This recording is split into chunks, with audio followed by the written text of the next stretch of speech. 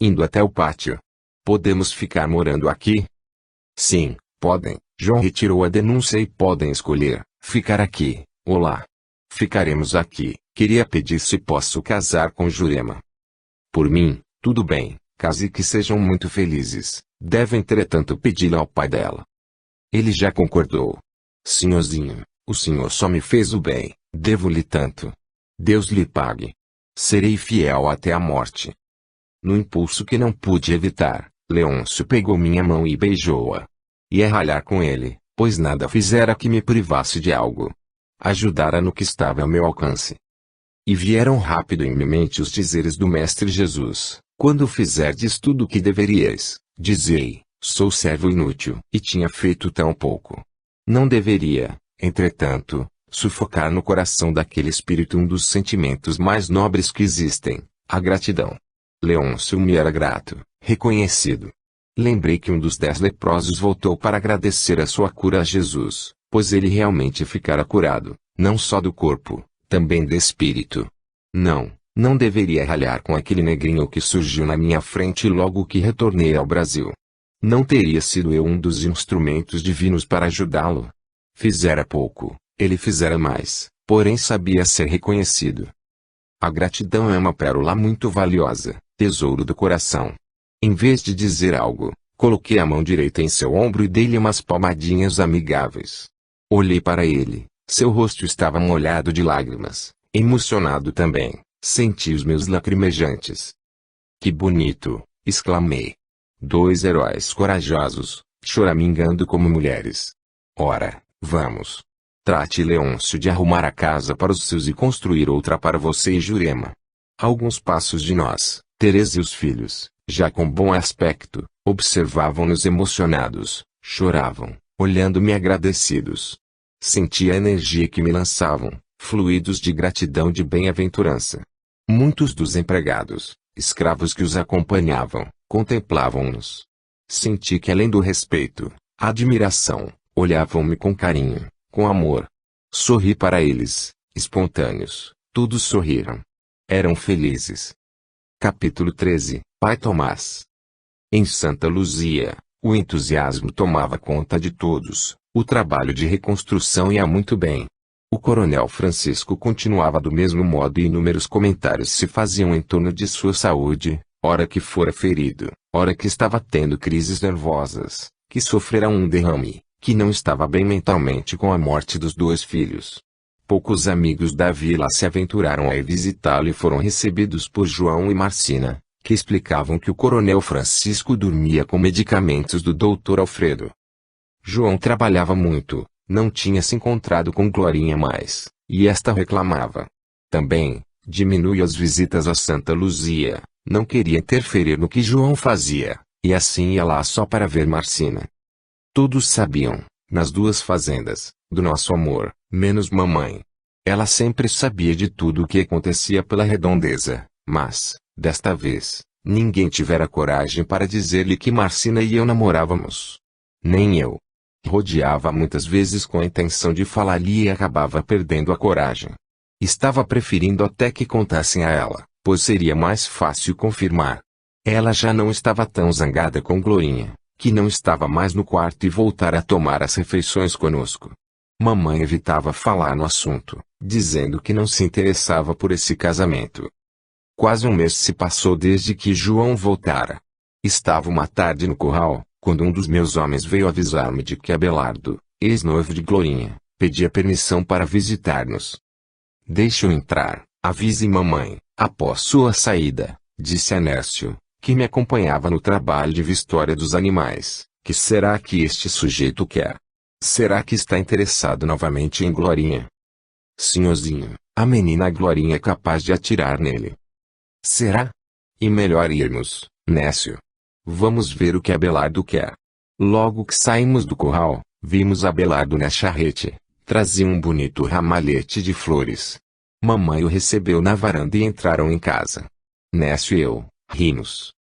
Vou entrar, Nécio. Se as flores forem para Glorinha, ela é capaz de jogá-las na cabeça dele. O que será merecido? Entrei. Jorge, Abelardo está aqui e conversa com sua irmã na saleta, disse mamãe. Tomara que fiquem noivos novamente. Mamãe, noivar novamente com esse traidor? Quando nos julgou fracos, caiu fora. Agora que lhe parece tudo bem, volta novamente.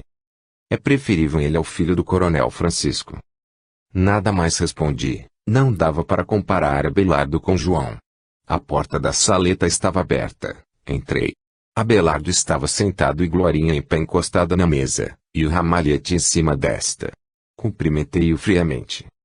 Jorge, disse Glorinha, Abelardo veio visitar-me. Nada disse. Encostei do outro lado da mesa, cruzei os braços, observei Abelardo. Pareceu-me muito antipático, muito arrumado, parecia que ia a uma festa. Olhou-me e sorriu, falou afetado, querendo parecer importante e muito educado. Jorge, que bom que você veio até nós, ia falar a Glorinha, é melhor que escute também. Vim para reatar o noivado, foi uma imensa bobagem ter terminado. Arrependo-me profundamente porque descobri que a amo demais e quero casar-me com ela.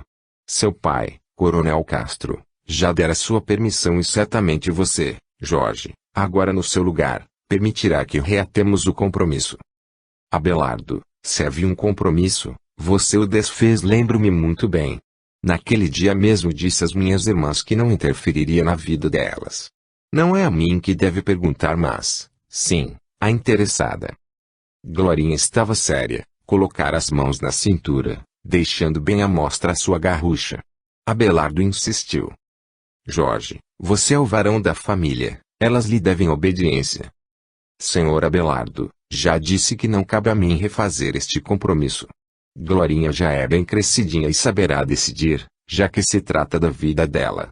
Vendo não conseguir nada comigo, ele dirigiu-se à minha irmã. Glorinha, vamos reatar nosso noivado. Casaremos logo. Senti muito sua falta Senhor Abelardo, não quero o senhor nem para noivo e muito menos para marido. Agora que tem minha resposta, saia da minha casa. Olha aqui, menina, isto não é jeito de tratar-me. E por que não? Trato você como quero. E aqui estão suas flores, jogou-as na cabeça dele. Faça o favor de sair, senão, chamo os jagunços. Abelardo olhou para mim, sorri-lhe. Pegou seu chapéu e saiu furioso. Glorinha e eu caímos na risada. Que aconteceu? Entrou mamãe na saleta.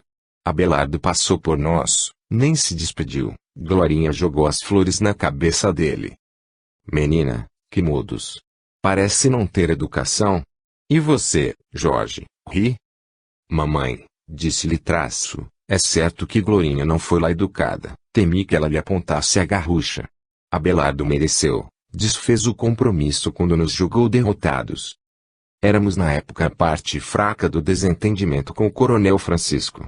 Agiu como um rato que, com medo do barco afundar, pulou fora. Agora as coisas mudaram, acabaram os desentendimentos. O coronel Francisco está à morte, estamos bem, o barco lhe parece firme e ele volta como um rato interessado em jantar. Os ratos devem ser enxotados. Não o quero mal, tenho pena dele, mas Glorinha lhe devia esta. Se minhas amigas souberem da grosseria desta menina, morro de vergonha. E quem vai dizer a elas? Ele? Duvido. Rimos, mamãe acabou rindo também. No outro dia, Tião, o escravo da Santa Luzia, veio avisar-nos que João e sinhá Marcina viriam visitar-nos. Tião parecia outro, bem vestido, limpo, cabelos cortados e muito feliz. Glorinha e eu ficamos muito felizes com a notícia da visita. Pedi a Jona que arrumasse bem a casa, colocasse flores na sala e preparasse licor e docinhos. Vinha saber também que havia muitos amores entre os escravos das duas fazendas, apesar das proibições e das secas, e que agora estavam felizes pensando em unir-se, e João e eu combinamos que a moça iria para a fazenda que o moço pertencia. Manuel sentia-se realmente realizado com a tarefa que João lhe pedira. Já havia adquirido quase todos que, por maldade, o coronel Francisco separara dos seus. Na hora combinada, os dois chegaram, esperei-os na varanda. Mamãe, embora aborrecida, fora educada. Após os cumprimentos entramos na sala e, por meia hora, a conversa foi sobre o tempo, o trabalho em Santa Luzia. Até que comentamos a visita de Abelardo. Rimos, E João aproveitou. Este fato alerta-me e não devo esperar mais. Glorinha é muito linda, tentação para muitos solteiros. D. Catarina, Jorge, quero oficializar nosso compromisso e peço a permissão para casarmos o mais depressa possível. Mamãe nada disse, coube a mim responder. Tem a nossa permissão, sei com certeza que serão felizes. Aproveito que estamos todos presentes para pedir a você, João, a mão de Marcina em casamento. Pluft. Mamãe caiu desmaiada. Carlota. Joana correram a segurá-la. Nécio pegou e a levou para outro quarto. Bárbara correu para chamar Maria. Oh, Jorge! Sua mãe não irá aceitar-me. Foi emoção, somente. Quando ela conhecer melhor, amará como eu a amo. Não se preocupe, não é nada sério. Acontece com ela sempre estes desmaios. Então, João, não me respondeu. Jorge, respeito muito, e quero como a um irmão. Entrego-lhe Marcina, com a certeza que a fará tão feliz, como eu a Glorinha. Brindamos a nossa felicidade. Só nós quatro estávamos na sala, fizemos nosso brinde, estávamos felizes. Combinamos casar juntos, em janeiro, logo após completar 1 ano da morte de meu irmão José. Mamãe não veio se despedir deles, Marcina ficou sentida, mas animei afirmando que mamãe aceitaria e que seriam muito amigas. No outro dia, mamãe não saiu do quarto e não quis receber-me, fiquei muito aborrecido. Não veio tomar as refeições conosco, na hora do almoço.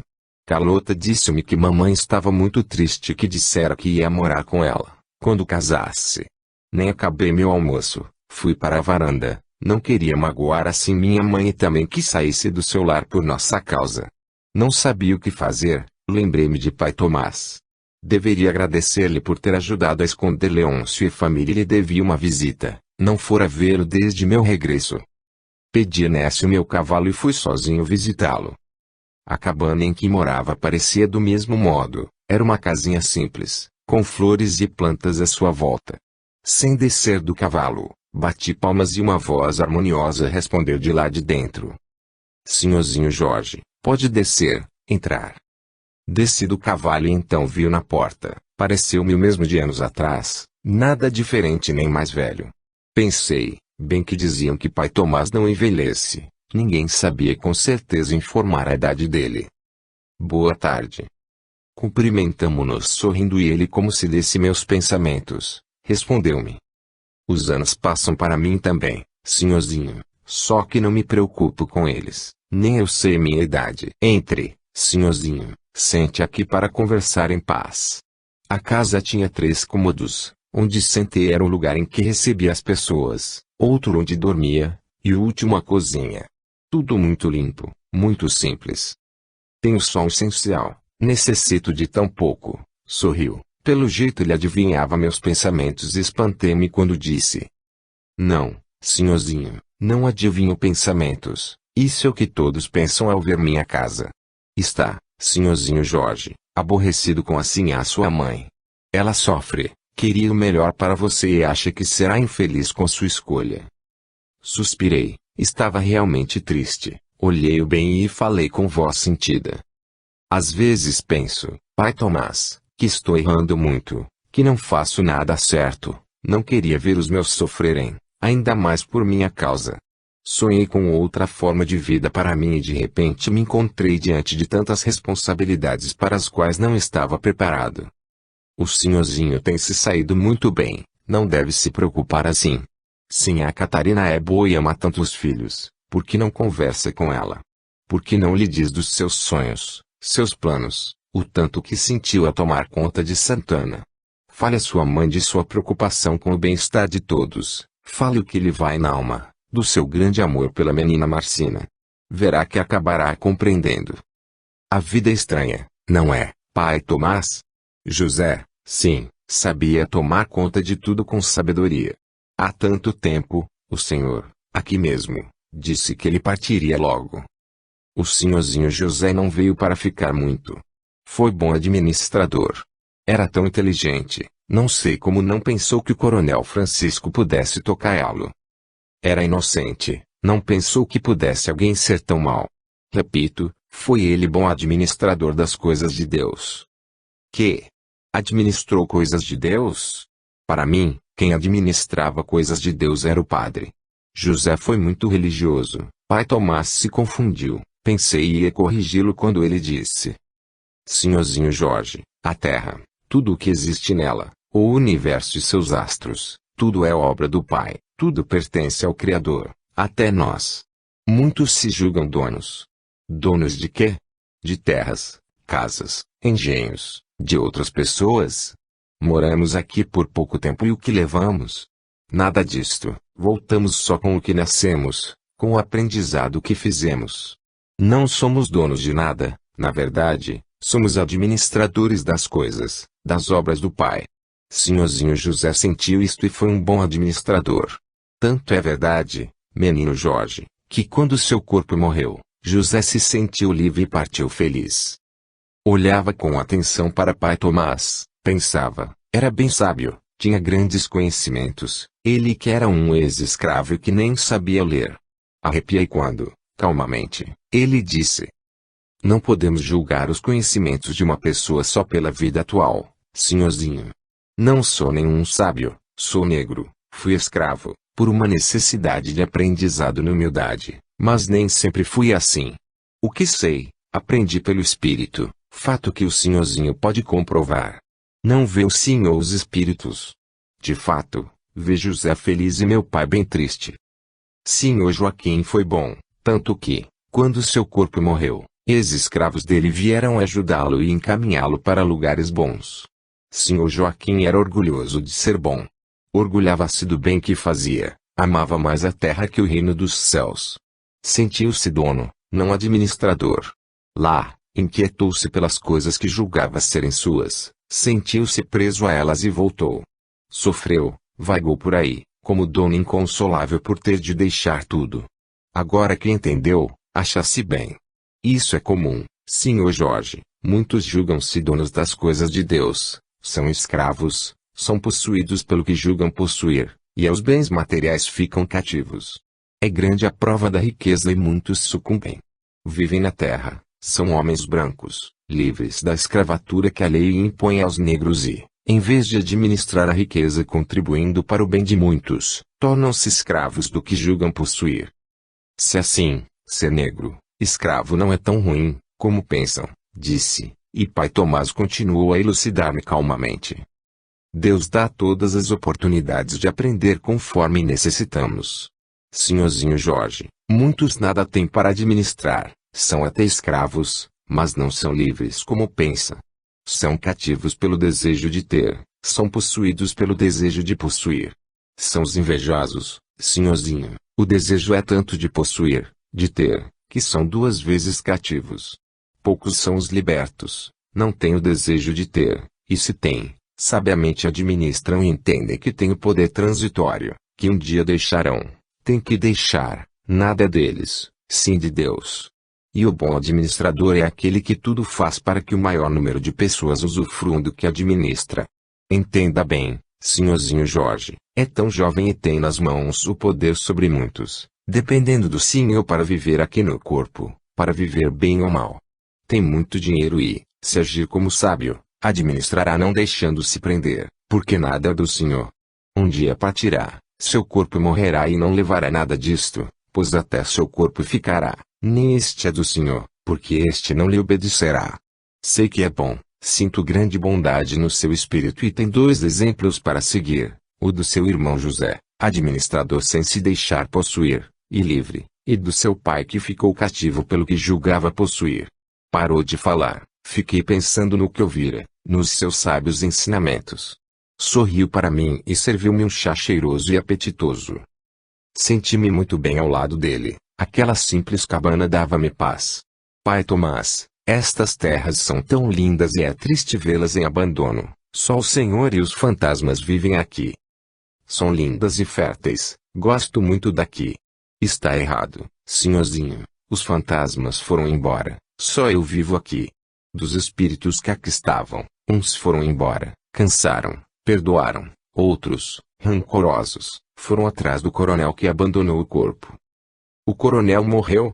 Como sabe? Sorriu diante das minhas indagações. Respondeu-me falando sempre calmamente. O coronel morreu. Sim, foram os espíritos dos negros que me avisaram. Foram vingar-se dele, a quem não perdoam. Ligados ao ódio, as terras os prendem. Eles sofrem, mas fazem sofrer. Se temos sentimentos ruins, somos escravos deles. O perdão e o amor nos liberta. Não quiseram escutar-me e foram atrás do coronel. Fala dos negros, mas morreu o casal, a esposa e o amante. Não foram amantes, nada fizeram, naquela época, de errado, de condenável, não traíram. Amavam-se, é verdade, amor forte de muitas existências, tiveram que sofrer a separação para aprender a amar com honestidade, conseguiram. Sofreram muito, tiveram os corpos mortos em grande sofrimento, perdoaram e pediram para renascer, ter novos corpos e aí estão. Enquanto falava, vi muitas cenas, casal jovem e bonito a se olhar, vi os dois amarrados, o fogo. Quase gritei, reconheci-os, Carlota. Pedro. Senhorzinho sabe muito das coisas e entende porque sei delas. São os meninos, sua irmã Sinhazinha Carlota e o bom senhor Pedro, que voltaram amando-se novamente. Estão tendo algumas dificuldades para ficarem juntos. E estas terras, senhorzinho, ficaram abandonadas depois dessas mortes tão tristes. Estas terras estão à espera deles para haver novamente alegria. Aqui foram injustiçados e aqui deverão ser felizes. Seriam bons administradores e, com eles, tudo voltaria a sorrir. Ah! Se pudesse comprá-las, doaria a eles, seria bem merecido. Um dos filhos do coronel está vindo para cá. Se o senhor oferecer preço justo, comprará estas terras, eles querem vendê-las. Alegrei-me, levantei-me e despedi-me dele, sentindo-me bem mais animado. Já montara no cavalo, quando lembrei de que não agradeci e gritei, Pai Tomás. De nada, meu filho, de nada, foi um prazer acolher a família do menino Leôncio aqui e conversar com o senhorzinho. Sorri. Então, Pai Tomás, que Deus o abençoe. Vá nos visitar e, se necessitar de mim, conta como certo. Chegar à porta, sorriu e abanou a mão, dando adeus. Fui pensando, Carlota é a antiga senhora daquelas terras. Tinha minha irmã muito medo de fogo, um medo tão grande, que se apavorava ameaçada com uma simples vela. Não gostava de chegar perto do fogão, não acendia velas, preferia ficar no escuro. Quando criança, por saber que tinha medo, ameacei-a por brincadeira com um pau de fogo. Ela gritou tão apavorada que gritei também e correram todos. Papai ralhou comigo e fiquei muito aborrecido. Ninguém entendia o porquê do seu medo. Agora compreendia, eram recordações do passado, pois ter o corpo queimado foi uma impressão muito forte e trouxera, ao renascer, o medo do fogo. Vagas recordações trazemos de vidas passadas, tantos medos, antipatias que só são explicadas com a compreensão de que o espírito volta em outro corpo, reencarna. Como também o amor, tão forte entre Carlota e Pedro, João e Glorinha, até o meu por Marcina. Quando a revi, senti que a amava há muito, muito tempo. Amores de muitas existências. Da fazenda assombrada fui a Santa Luzia. Achei João trabalhando junto com os escravos, trabalhavam iguais, estavam carregando terra, e ele estava sujo, suado e feliz. João, preciso falar-lhe. Jorge, que bom vê-lo, venha, sentemos aqui embaixo desta árvore, aproveito para descansar uns minutos. João, para mim, filhos são iguais, sejam homens ou mulheres, devem herdar igualmente. Vou repartir o que temos em 3 partes. Você me disse que Santa Luzia é de Marcina e sua? Venho propor-lhe, a parte de Marcina pela de Glorinha. Você ficaria com Santa Luzia, eu com Santana. Não sairá prejudicado, Jorge. Lá são 3 a dividir. Aqui também a Tamira. Sabe que não é a mesma coisa. João, meu pai, deixou-nos com muito dinheiro, este dinheiro darei a Carlota. Se está bem a você, Jorge, está para mim. Após conversar com Marcina um pouquinho, fui para casa, já estava um pouco atrasado para o jantar, e foi com alegria que vi Pedro e Carlota na varanda. Pedro. Que bom vê-lo. Vim visitar Carlota, e Catarina convidou-me para jantar. Queria mesmo falar com você, Venha comigo à minha saleta, venha também Carlota. Pedro, vamos casar-nos, Marcina e eu, João e Glorinha, em janeiro, porque você e Carlota não se casam também. Pedro ficou um tanto encabulado, gaguejou. É que, Jorge, não estamos bem financeiramente, sabe bem, devemos-lhe muito dinheiro. A colheita foi má. Pedro, você me faria um grande favor? Sim. Estou muito preocupado com a felicidade de todos daqui de casa. Sei que Carlota só será feliz com você. Vou lhe fazer uma proposta. Se aceitar me ajudará muito. Não acho justo receber em heranças os filhos homens e ficar a maior parte para o primogênito. Para mim, todos os filhos são iguais.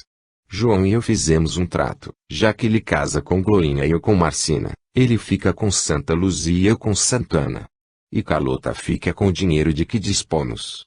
Darei a você, Pedro, o resgate da dívida do seu pai e desvencilhe-se dele. Não é o primogênito, tem muitos irmãos, separe-se deles e comece vida nova aqui na fazenda assombrada. Comprarei a antiga fazenda Olhos d'Água em seu nome, será de vocês, morarão aqui, até que construamos uma casa para vocês, lá. Eu. Jorge, não sei. Pedro, sabe bem que seu pai, jogando como joga, não terá condições de ajudá-lo. Carlota está na idade de casar, sei o tanto que se amam, devem aceitar. Pedro, por favor, aceite, Jorge tem razão. Aceito. E agradeço-lhe de coração. Carlota abraçou-me, feliz. Jorge, obrigado. Reparto e faço com justiça. Ajudá-los-ei a construir a fazenda, cedendo-lhes empregados e escravos, isto é, se tratarem bem deles. Sempre pensei, Jorge, se um dia tivesse escravos, seriam bem tratados, viveriam como os daqui. Poderá, Pedro, criar gado, pois lá tem muita água, e formar pastos será fácil. Jorge, não tenho dinheiro. Sei, Pedro, ajudarei vocês no comércio, e sei que logo estará cuidando de tudo. Os dois se olhavam apaixonados, estavam felicíssimos por poderem se casar logo. Saí, deixei-os sozinhos, fui preparar-me para o jantar. Mamãe veio tomar refeição conosco, por termos visitas. Carlota, toda feliz, contou da proposta que lhe fizera, e Glorinha indagou. Como é que você, Jorge, comprará a fazenda assombrada se eles não a vendem? Os filhos do coronel prometeram a ele não a vender enquanto ele for vivo. Pai Tomás garantiu-me que o velho coronel morreu e que um dos filhos está vindo para cá para vendê-la. Pai Tomás? Estranhou Glorinha. Se ele diz. Mas, se não for, vou até eles, oferto bom dinheiro e compro. Depois, minha irmãzinha, não duvido do que fala Pai Tomás. Compraremos olhos de água. Brindamos a felicidade deles. Mamãe sempre quis muito este casamento, brindou também, e uma ruga marcou-lhe a testa. Isto ocorria quando estava preocupada. Se queria morar com Carlota, não daria mais, já que eles morariam conosco algum tempo, deixando-a sem opção. Logo após a sobremesa, fiz um sinal a eles para saírem, para que ficasse a sós com minha mãe. Saíram rápido, evitando que mamãe fizesse o mesmo. Ajoelhei-me ao seu lado, ela continuou sentada, deitei a cabeça no seu colo, ela afastou-me, não desanimei. Comecei falando da minha solidão, tão mocinho ainda, longe de casa, numa terra estranha, e o tanto que senti falta de todos. Falei dos meus planos de trabalho, dos meus sonhos em ajudar os negros, de morar na corte, de casar com minha prometida. Da dor de saber da morte do meu pai, a tristeza de rever José morto, o medo da responsabilidade que me coube sem que a esperasse. Do desejo de proteger as terras e a família, e o terror de não o conseguir.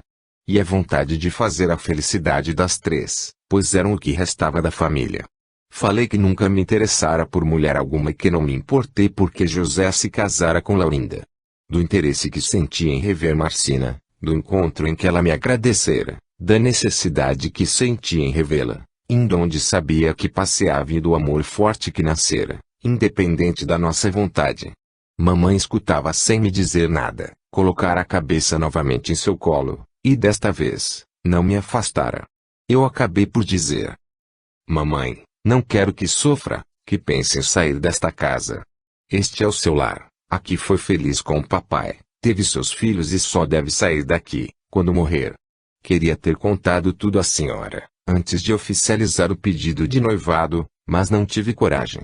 Não pensei, entretanto, que sofreria assim. Volto atrás, farei o que a senhora quiser.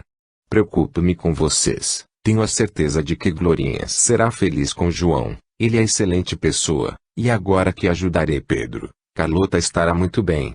Não quero a senhora magoada comigo. Se a senhora realmente quiser, desfaça o noivado, João compreenderá. Estava usando, com minha mãe, de muita sinceridade, não queria me separar de Marcina mas não queria ver minha mãe infeliz. Tentava fazê-la entender, continuei emocionado. Porém, mamãe, serei infeliz. Não me casarei com ela nem com ninguém, seremos dois solitários nesta casa. Obedecerei à senhora, só que serei infeliz. Amo Marcina, como nunca pensei em amar alguém. Mamãe passava a mão em minha cabeça, alisando meus cabelos, senti que me perdoara. Jorge, meu filho, sou a grande culpada, sim, culpada por me sentir inferior, incapaz, de não ter assumido a chefia de tudo, por não saber. Regressou tão feliz e encontrou tantos problemas, chegou, veio a saber da morte do Joaquim, que escondemos de você, viu seu irmão morto, e não perguntei a você o que queria, o que pretendia, mas coloquei tudo sobre sua responsabilidade. E tão jovem, filho, ficou tanto tempo longe de casa e volta, tendo de assumir a chefia da família com as ameaças que sofrimos. Joguei os problemas sobre você, só pelo fato de ser homem. Perdoe-me, filho, fui egoísta, não pensei em você, não indaguei se era isto o que queria. Se lhe dei tantas responsabilidades, você tem o direito de escolher sua companheira. Não exigirei nenhum sacrifício mais de você, não posso. Quero que se case e que me dê netos para continuar o nome da nossa família.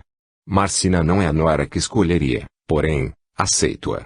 Se você fez tantos sacrifícios por nós, devo fazer este por você.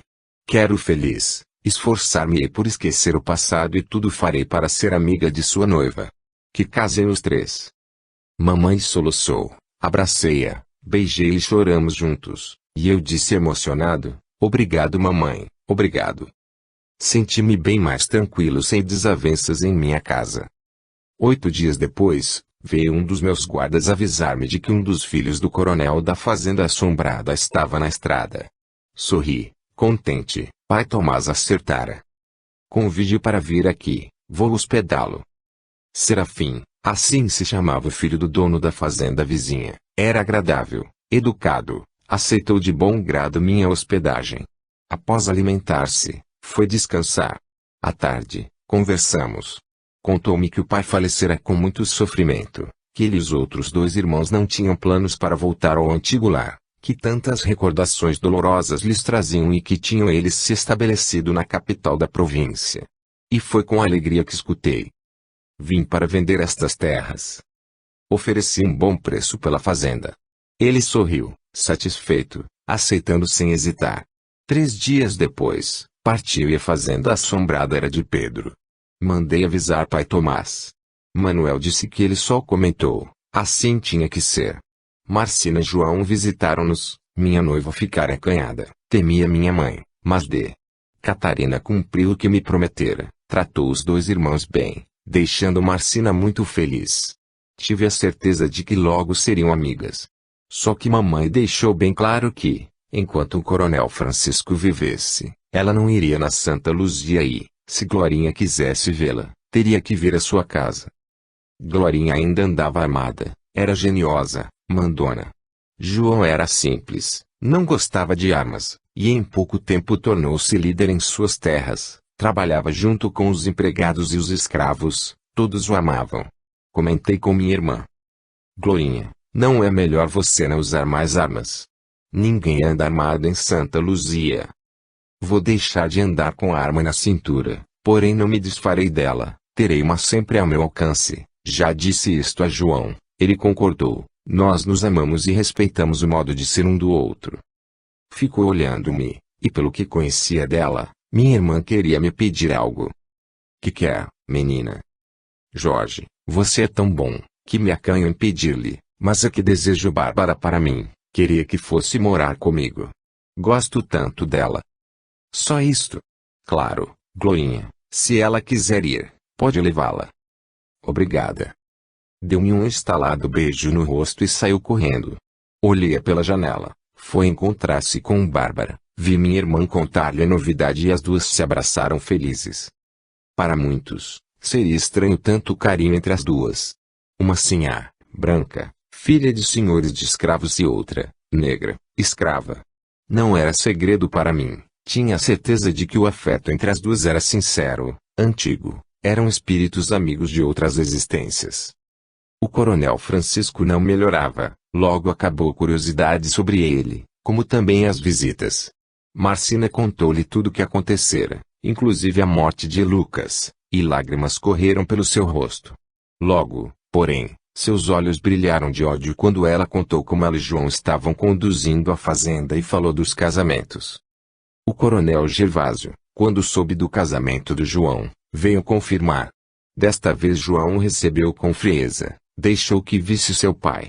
Com a afirmativa de João, ele entregou o anel de noivado dado por Lucas à sua filha e partiu demonstrando seu desagrado. Marcina ficou contente em recuperar o anel que fora presente de sua mãe. Pela redondeza, não se falava em outra coisa, senão na reconstrução da fazenda assombrada, na felicidade dos escravos de Santa Luzia e nos casamentos. E os preparativos foram feitos com muito amor. As noivas confeccionavam seus vestidos e mamãe acabou ajudando. A cerimônia seria simples, devido ao luto de João e Marcina. Haveria festa somente para os empregados e escravos das 3 fazendas. Aguardei ansioso o dia do consórcio. Capítulo 14. Os casamentos. 2 dias antes dos casamentos, fomos para a casa da vila.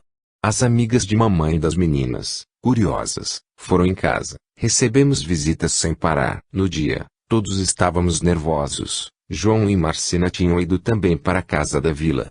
Não vi a Marcina, mamãe, acreditando que dava azar, não me deixou ir vê-la, nem que os noivos viessem visitar minhas irmãs. Trocamo-nos mais cedo e mamãe ajudava minhas irmãs. Na hora marcada, fomos para a igreja. Meu coração saltava no peito de felicidade e sorria sem parar. Encontramo-nos na porta da igreja. Marcina estava muito bonita, olhávamos-nos apaixonados. João entrou com ela, e eu com minhas irmãs, Carlota de um lado e Glorinha do outro. No altar, Pedro veio buscar Carlota, e João e eu trocamos de acompanhante, entregamos nossas irmãs e recebemos nossas esposas. Estávamos os 6 muito felizes, amávamos.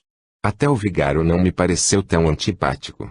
Quando a cerimônia acabou, foi que notei que a igreja estava cheia. Todos os habitantes da vila vieram para assistir aos casamentos. Carlota e Pedro ficaram na vila, permaneceriam lá uns dias.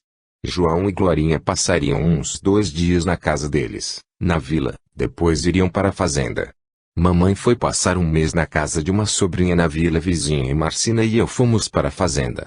A festa foi animada, os empregados, os escravos, passaram a noite cantando e dançando. Senti-me muito feliz. O tempo passou.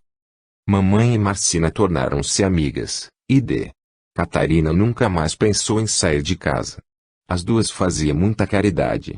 Como não gostavam de dar esmolas para a igreja, passaram a fazer elas próprias obras sociais, sustentavam famílias pobres, confeccionavam roupas, separavam alimentos do nossos celeiros, distribuíam, ajudando a muitos. Nunca discutiram, não falavam do passado. Mamãe não ia a Santa Luzia, porém nada dizia por Marcina ir, e minha esposa nada comentava dessas visitas. Laurinda casara-se com um bom rapaz, pareciam estar bem, só que não tinham filhos e mamãe comentava, se Jorge tivesse casado com ela, não tinha me dado netos. Tínhamos, Marcina e eu 6 filhos, sendo os 2 mais velhos, homens, que receberam o nome do meu pai e do meu irmão, Joaquim e José. Para a alegria de minha mãe.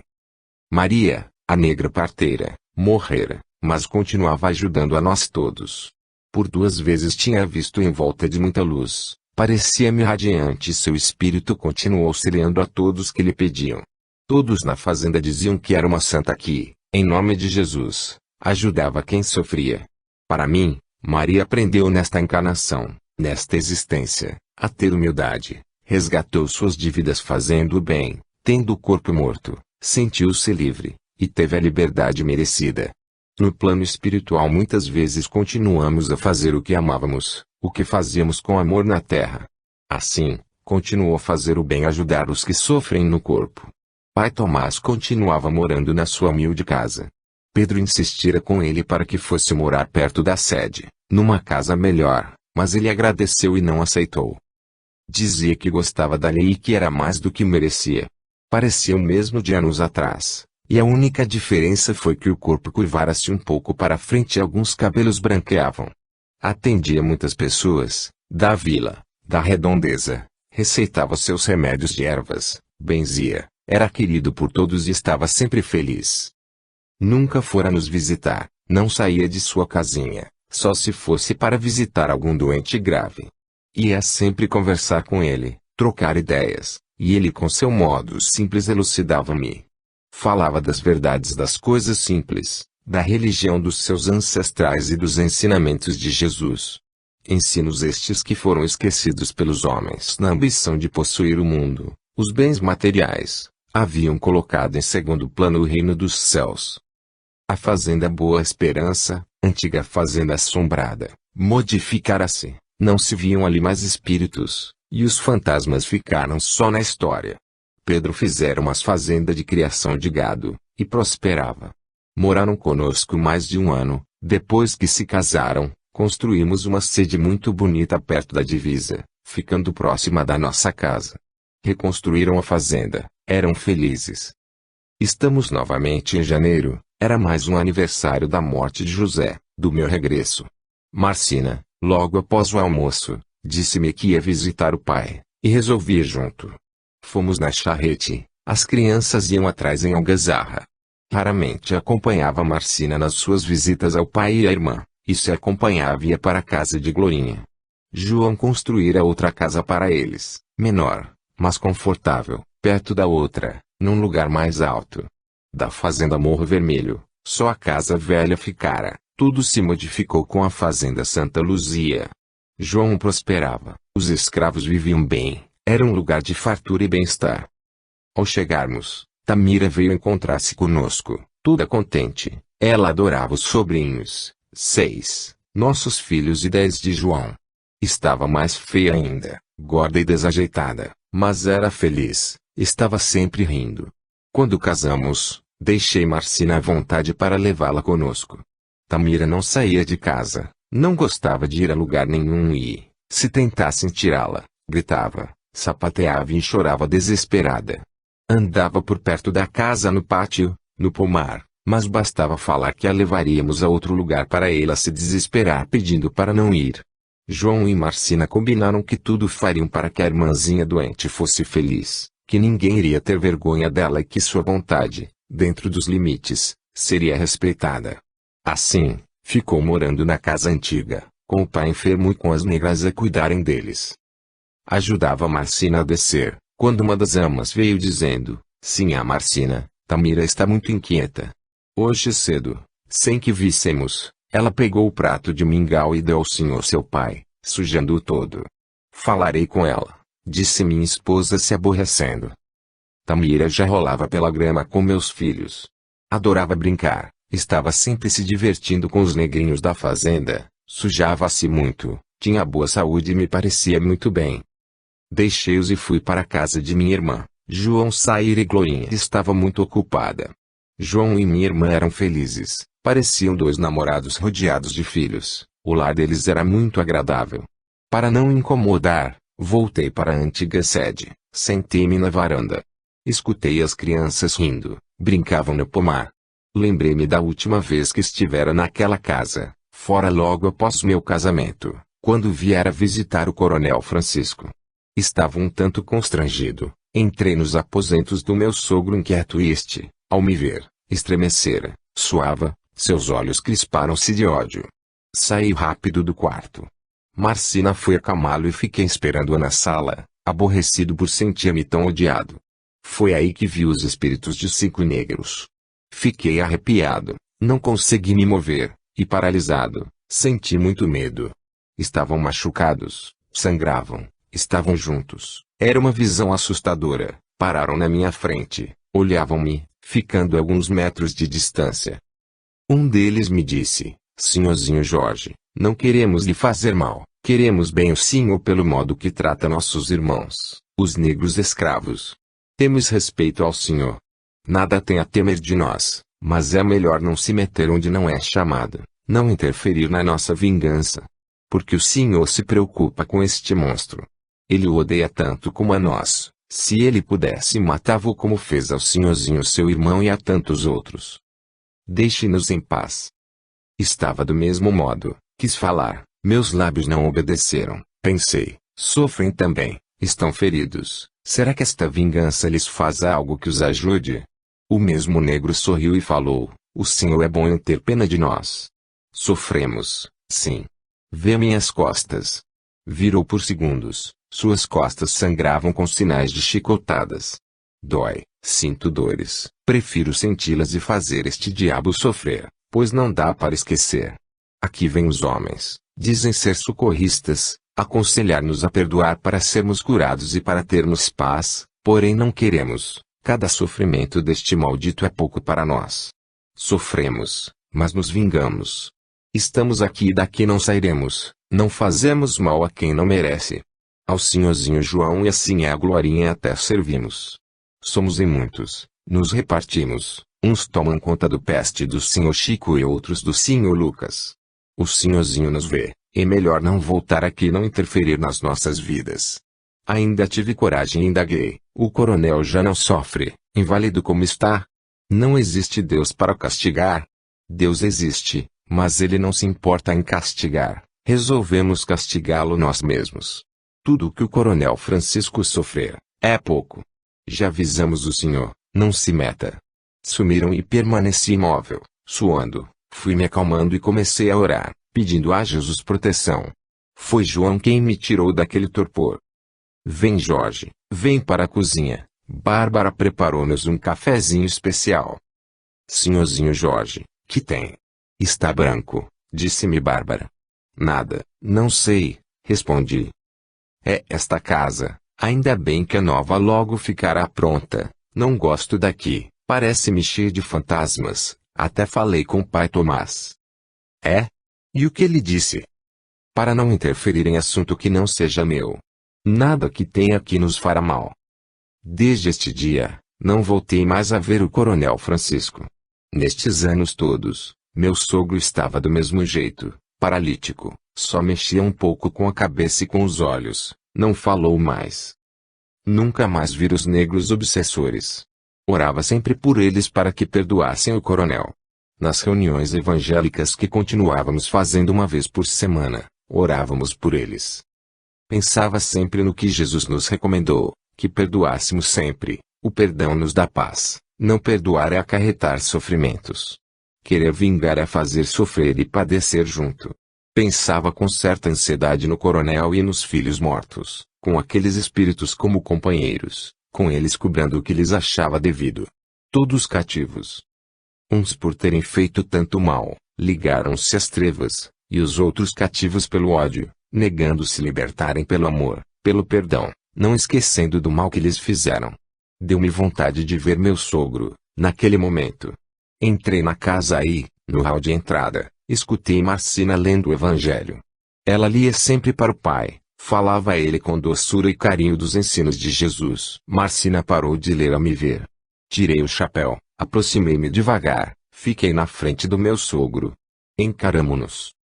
Ele não demonstrou nenhum sinal de repulsa. Marcina falou entusiasmada: Papai, Jorge é tão bom marido, me faz tão feliz. O senhor sente isto, não é? Percebe que sou feliz. Ele é bom, amigo, todos gostam dele é pai dos seus netos. Não vi nenhum obsessor por ali, ou haviam se cansado ou afastaram-se com nossa presença, com a leitura do Evangelho. Orei mentalmente ao Pai para que ajudasse a todos a perdoarem. E, lembrando que, em todo ensino, a melhor forma de fazê-lo é dando o exemplo, disse com simplicidade. Coronel Francisco, sou seu genro, Marcina e eu somos felizes, temos lindos filhos, Estou muito bem. Nunca quis brigas com o senhor, não gosto de desavenças, não as tenho com ninguém. Sou amigo de todas as pessoas da redondeza. Por que não esquecemos o passado, tantas coisas ruins, e fazemos amizade?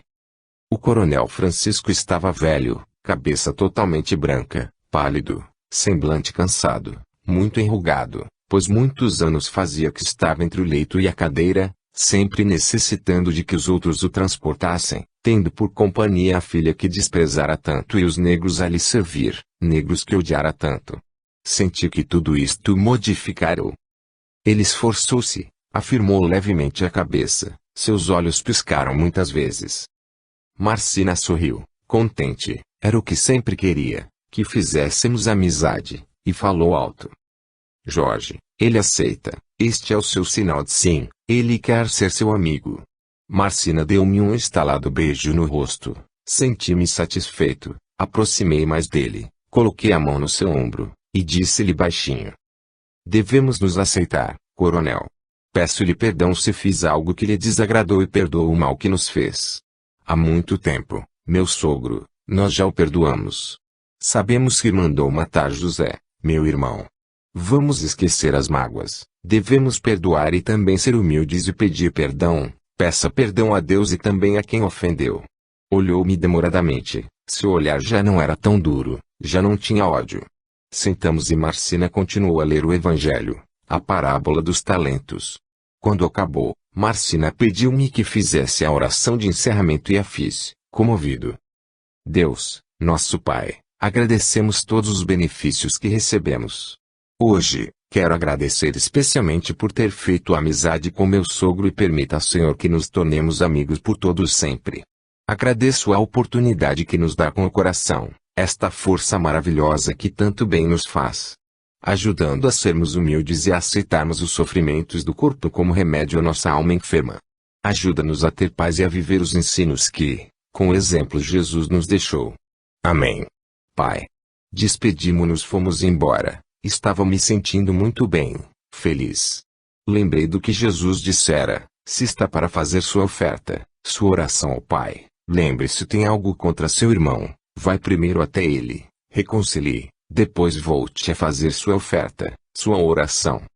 Meus filhos, atrás da charrete, cantavam felizes, eram lindos, sábios, observei-os, minha caçulinha, minha doce Ambrosina, estava com o rosto todo sujo de manga, rindo para mim toda contente, eu os amava demais. Encontramos com 3 camponeses que vinham em sentido contrário, pararam à margem da estrada, tiraram o chapéu e cumprimentaram-me. Boa tarde, Coronel Castro, que Deus o proteja e a sua família. Parei a charrete, tirei o chapéu e respondi gentilmente. Boa tarde, senhores, que Deus os proteja também. Sorriram contentes, senti neles a satisfação de receber a atenção de alguém, para eles tão importante naquelas terras. Tornara-me importante, realmente. Quando dei dinheiro a Carlota, ficara somente com Santana, que logo progrediu, tinha colheitas fartas, comprava mais terras, vivíamos todos com abundância. Tinha muito dinheiro que emprestava sempre. Andava sempre com a garrucha que trouxera de presente ao meu pai. E alguns dos meus empregados usavam armas. Saía sempre com Tião e Samuel e estes sempre bem armados. Nunca usamos as armas, nem para nos defender, graças a Deus. Às vezes, treinávamos no pátio da fazenda, como distração. Do alto da estrada, avistei as 3 fazendas, a divisa delas no rio. Tudo tão bonito. Não era à toa que chamavam as 3 fazendas, de Triângulo da Felicidade.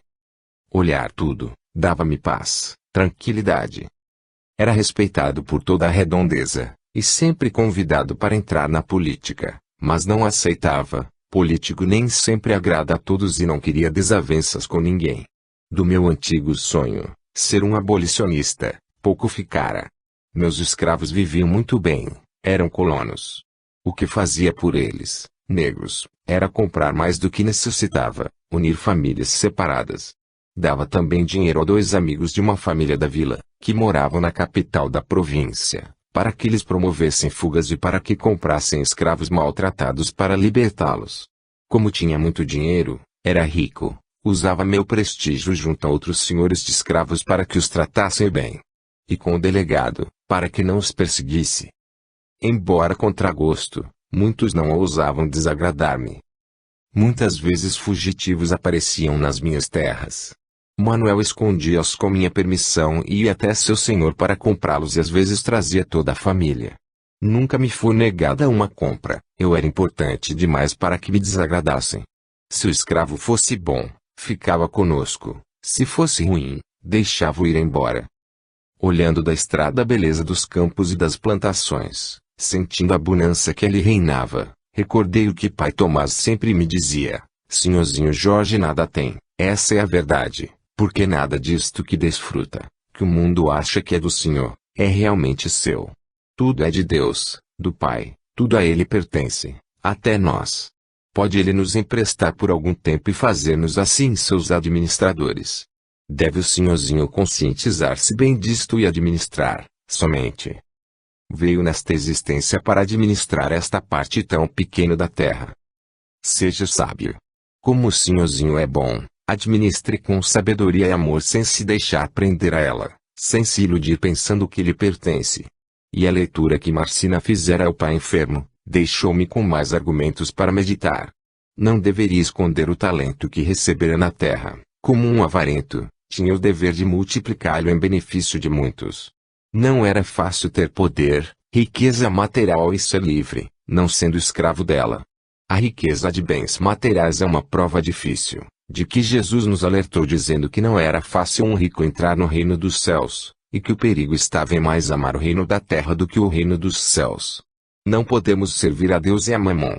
Devemos servir só ao Pai Santíssimo, porque os bens materiais são para nos servirem, devemos administrá-los e usá-los para o bem-estar do maior número de pessoas. Essa minha meta era também minha luta interna, só administrar e não ficar cativo pelo poder, pela riqueza material. Renascer no corpo, crescer em espírito, aprender com as oportunidades que nos são oferecidas e libertar-nos, tornando-nos livres do mundo material, para estarmos aptos ao mundo espiritual. Este deve ser o objetivo do homem na Terra. Fim.